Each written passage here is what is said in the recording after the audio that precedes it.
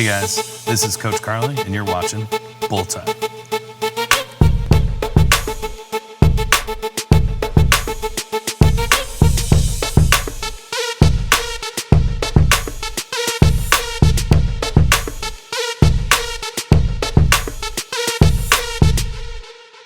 What's up, homies? Welcome to another episode of Bull Time with Coach Carly. Today, we have the winter edition, new pomegranates. We are doing the recap for October, so this is November. And we actually had a slew of people compete in October this time around. So last time we had 2 people compete on the same day, ironically enough. And this time we have 5 in 3 different days of my clients competing on those individual days. So yeah, it was actually probably the best month I've ever had as a coach. You know, as a total, each individual athlete's performance, each individual athlete's program design, each individual athlete's execution of the program and at the meet all just coming together. That trifecta of those 3 facets of training and, you know, mesocycles and execution on the platform, everything just came together, and it was insane. It was insane. I think we averaged 8.5 out of 9, which is just utterly ridiculous. We had 5 powerlifting clients if you didn't put 2 and 2 together. So cool. We'll start with the first 2 ladies. We had Bree Abbott and we had Megan Van Buren compete in Virginia. I don't remember the exact name, but they competed on October 2nd. So we'll just dive right in. We had Bree go 9 for 9 with a PR squat and a PR bench. We didn't PR total, and I'll kind of get into that after I talk about the squat and the bench. Things just cruised, honestly. The entire time that we were going into training, we just had a huge hiccup with her back, but that didn't affect squats or bench. Like, we were just able to kind of cruise right along. We just chip away every single meet. I think each meet that we have done together, we have chipped away at the squat, starting with a new baseline. Like, I took on Bree coming from a pure wrapped powerlifting-esque sense. Her old coach only had her compete in wraps, which is fine. You know, that's just another facet of powerlifting. But we switched gears and we just did pure raw in sleeves.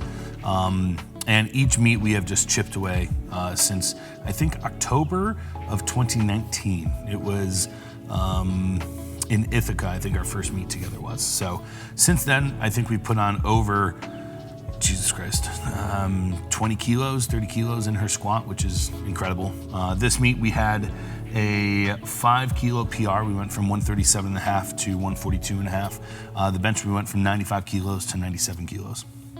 As I just mentioned, Bree unfortunately had a pretty severe back issue that we were kind of working around. It wasn't necessarily quote unquote dealing with it because I think it was just a lingering thing that has been going on forever. So now we're just dealing with it, working around it. So doing what she can do as opposed to focusing on, you know, trying to get back to that movement. So we just completely switched gears, and we took this meet as a pure baseline of this is our new normal. Like, this is your baseline for your first meet, getting back into sumo deadlifting in a competition sense. Where are we? What does the total bring us? Okay, that's your new total that we're working around, since we're gonna be sticking with sumo for, I'm gonna say ever in quotations, just because I don't really know. Pain-free movement is the best kind of movement. I don't care where the strength is necessarily, but if we can push the limit and literally walk out of there, then I'm extremely happy. So this was our baseline meet. We were 15 kilos off her best total. So her best total is 415 kilo. This meet we totaled 400 kilo and probably realistically had some room left in the tank in general. We didn't really have a true sense of where she was. Now that we're gonna be training, we're gonna actually see what form looks like, dialing in on form, and going from there. I'm really proud of how she did, especially coming out 9 for 9, especially. I think that's the first time ever she's ever done that. Next, we had Meg. Meg and I have been working together since late 2016, early 2017. It was definitely around that time. Meg actually used to travel. She used to be the farthest travel person to come see me for a one-on-one session. She used to travel from Bergen once a week out to see me on Saturdays. It was awesome. It's really, really cool to see. And Meg and I have talked about this at length, especially right after the meet. Everything finally worked for Meg. And I'll get into the numbers now, but everything worked. Everything finally came together to have the meet that I know, A, she's capable of, and B, the meet she always wanted. So we went 8 for 9. We PR'd literally everything. We had a 5 kilo PR on the squat, 2.5 kilo PR on the bench, and a 10 kilo PR in the deadlift. Now, we had a bigger total than just 17.5, just because each meet was a little bit different on where those numbers came from, and some were the same, some were a little bit higher. So it was just kind of a little bit different of a bigger total PR. I think was 22.5 kilos, if I remember correctly. Went from 385 to 407.5. Meg, like I literally said before, spoke about the numbers.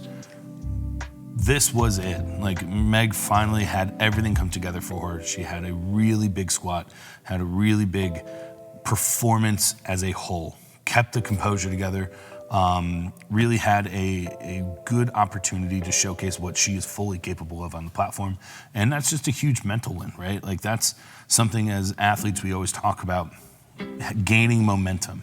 You gain momentum by doing well. You gain momentum by hitting white lights. You gain momentum by seeing that small chip, and eventually that small chip is a big chip, right? If you do 4 meets where you have 5 kilo PRs, you're talking about probably 2 years of 20 kilo PR in an individual lift.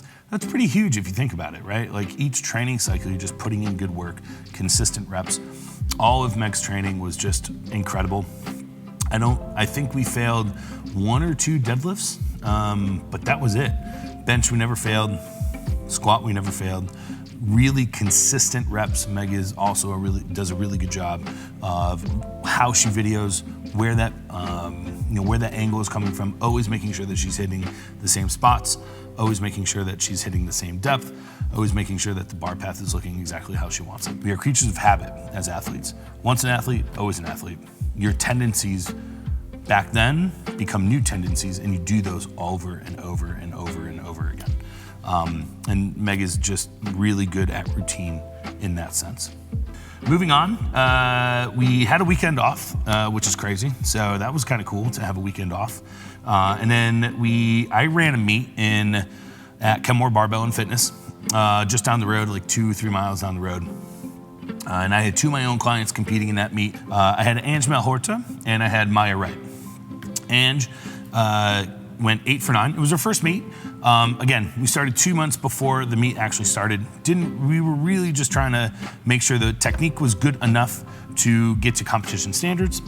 We wanted to make sure that we were just making small cues because, again, when you're 8 weeks out, you don't really have a ton of time to fix everything, right? Like, if you have 6 months as opposed to 8 weeks, that's a lot of time to actually fix things.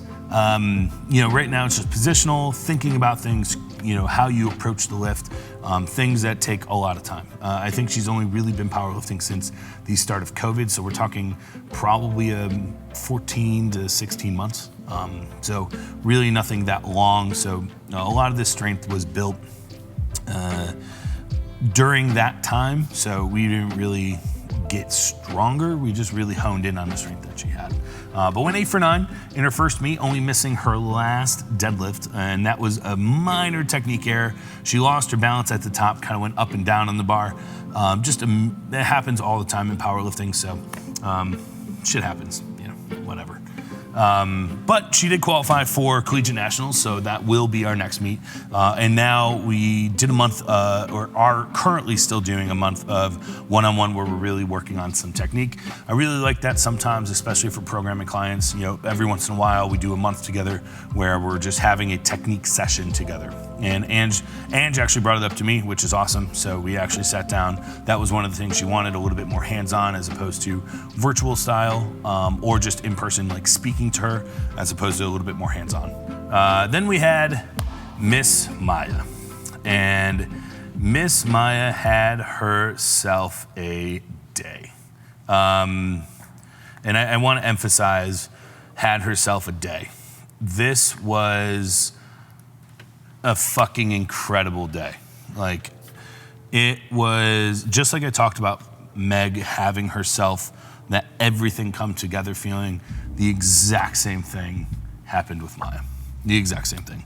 Maya just absolutely blew it out of the water. This was our 5th meet together, ironically enough, since 2019. We've competed quite a bit for different reasons.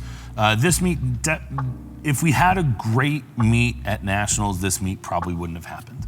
But we didn't quite do what I think Maya is capable of doing. So I was like, training is going extremely well. I took a different approach to her style of training. I took a very volume-esque approach to her training, more than a lot of people. And I kept that volume heavy all the way until pretty much peaking. Like, I went from working reps of 15 working reps and then went right into peaking. And we're not talking like a single set of like 5 and then 2 back downs. We're talking like 3 sets of 5 heavy and then going into it. And the 4 months, June, July, August, September, the 4 months leading up to October was training just popped off. Like, the training was just excellent. We exceeded her total by 30 kilos. We had a 15 kilo PR in a squat, a 15 kilo PR in a deadlift, and it just came together. Like, what she's done in the gym is exactly what we did on the platform, and executed everything perfectly. We expended the tank when it got to deadlifts, and that is a perfect way of going about the meet. That's a little bit of foreshadowing for my next client, but that is a perfect way of executing the meet. You leave a little bit of room in the squat, leave a bit of room in the deadlift or in the bench, and then you execute the deadlift, leaving nothing left by the last deadlift. There shouldn't be any question as to what jumps that we're making, so on and so forth. I am just extremely happy at what she was able to do. And I'll get into a little bit of the numbers in a little bit, but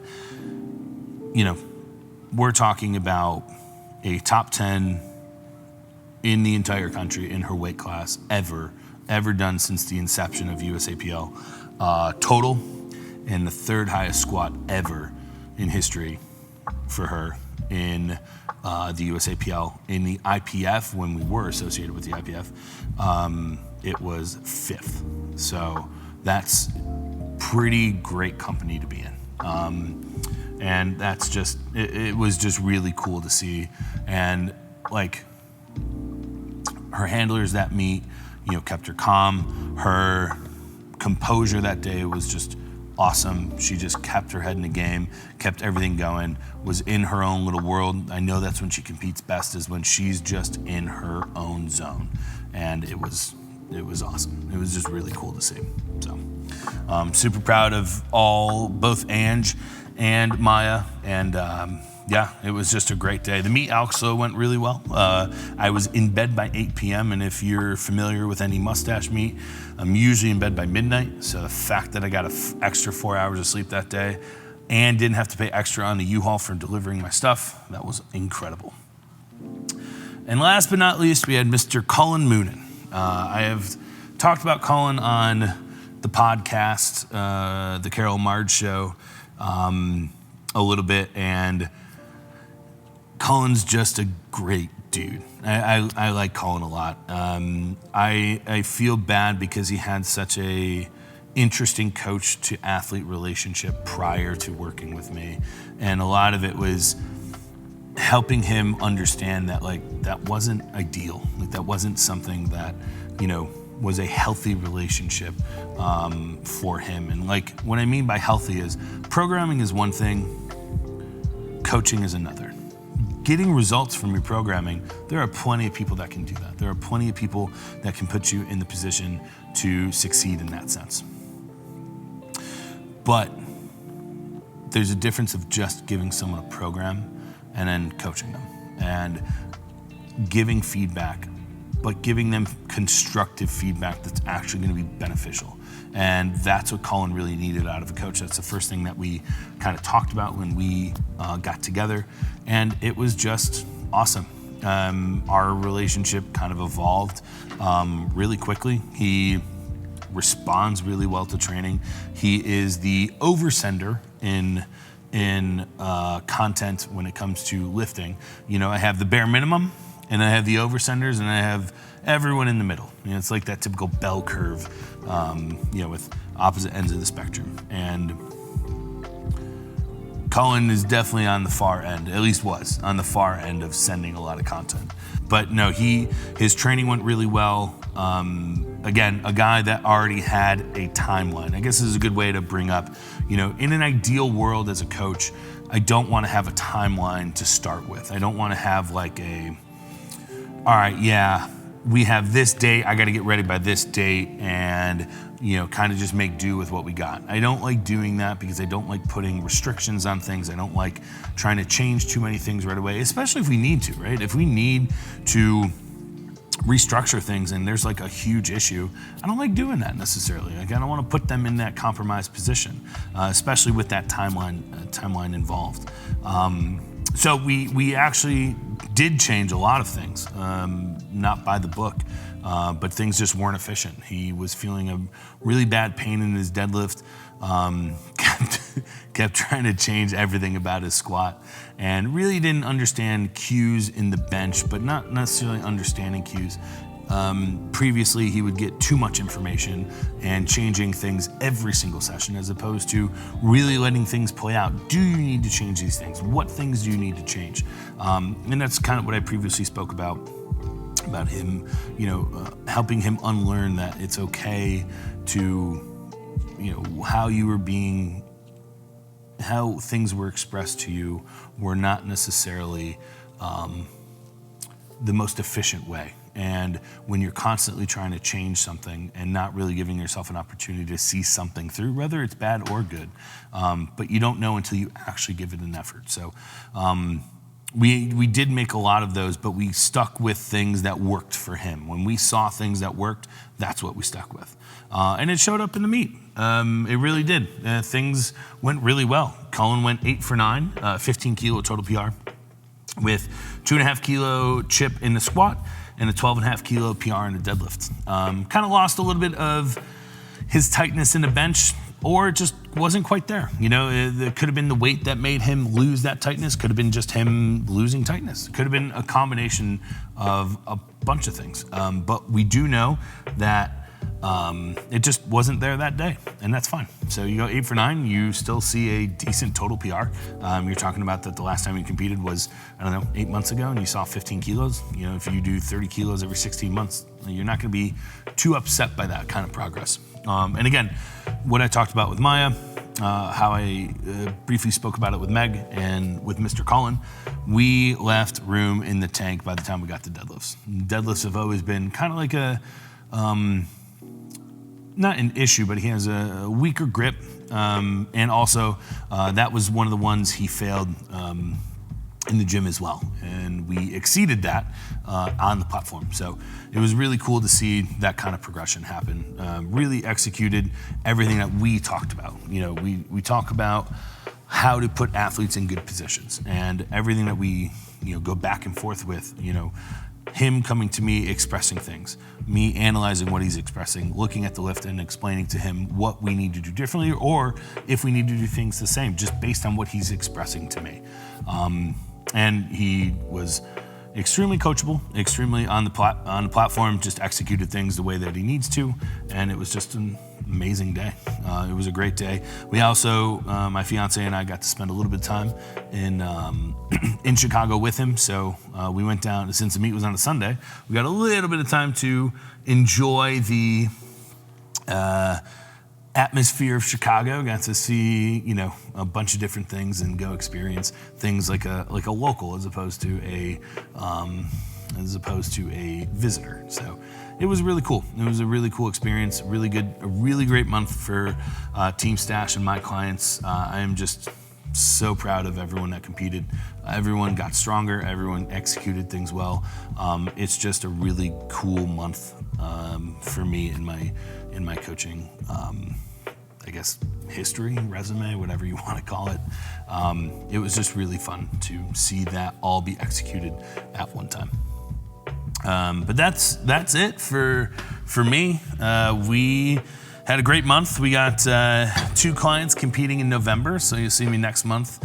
Talk about that. It won't be as long as this. Sorry if I bored you, but I know the people that competed will not be bored because they'll be talked about.